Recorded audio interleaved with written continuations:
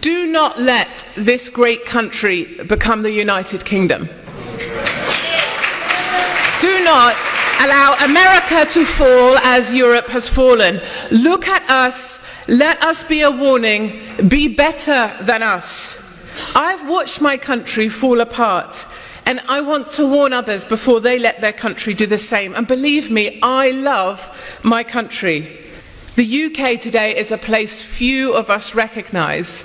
I get letters and emails, really upsetting ones, from 60 and 70-year-olds struggling to make sense of the country they love. Like my mum and dad, they ask me, has the world gone mad? How is this all going to end up? Where does this stop? Some of them email me to say that they're glad they're old because they will be gone soon. And they won't have to wait for the time they see their country fall. These are hard messages to read, and they're really hard messages to respond to. And believe me, I am wary of painting too depressing a picture. I have not come here to be part of the fear. I have not come here to talk my country down or to fail to see the good in Britain. But there are some blunt truths I believe it is my duty to tell.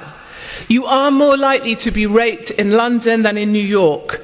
You are more likely to be attacked with acid from a guy on a moped in East London than in Islamabad. And when it comes to terror, the head of the UK MI5 said the risk is now impossible to contain or to control. Serving police officers in Muslim-controlled areas of the UK email me and allege that the local imam at the mosque is in charge of selecting the police officers he will allow to police his neighbourhood. A boy I know wrote to me, he's learning to use his legs again after they were blown apart at the Manchester attack. He does not carry on as normal. Others seem to carry on as normal because what's the alternative? What, hiding in your home? Is that defeat?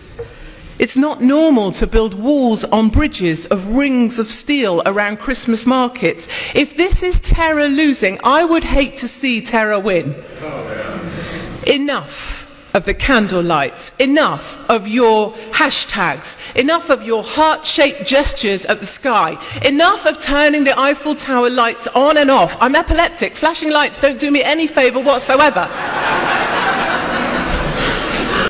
I spent 48 hours in the migrant camp at Calais in France. It's called the jungle, quite appropriate it seems to me, where African migrants masquerading as children and asylum seekers fought their way through tear gas and steel fencing to break into the trucks crossing over from France to Dover to sneak into the UK.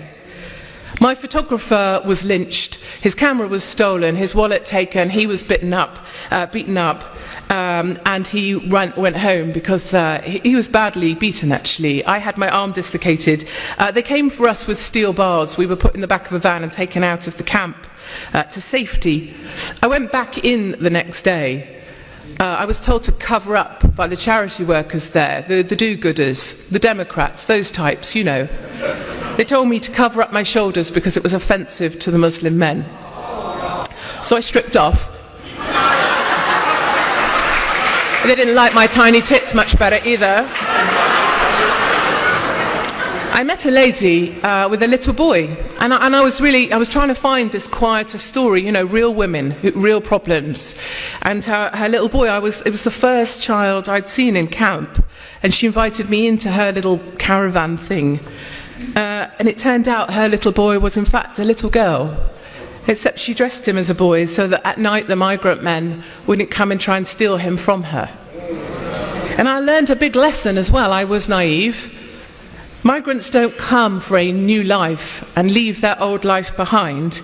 They bring them with them. All the old conflicts from back home. The Eritreans hate the Somalis, who hate the Afghanis, who don't speak to the Libyans, and they're still fighting. They come, they do not start a new life, they bring the conflicts from back home. And I met the head of the toughest fire station in Sweden, who was exceptionally good looking. I'm just going to say that. But once I'd moved over on that point, he was now building a bigger fence around the station to stop migrants vandalising the engine, the fire engines, and to stop them coming in and stealing the cutting equipment, which they like to steal. I asked him whether walls like this were our future, and he looked at me really strangely. He was surprised. He said, "No, it's too late for that. We no longer build walls to keep people out. Going forward, we will build walls to keep the people that we love in." And that, it still gives me the shivers now actually, and these are my truths.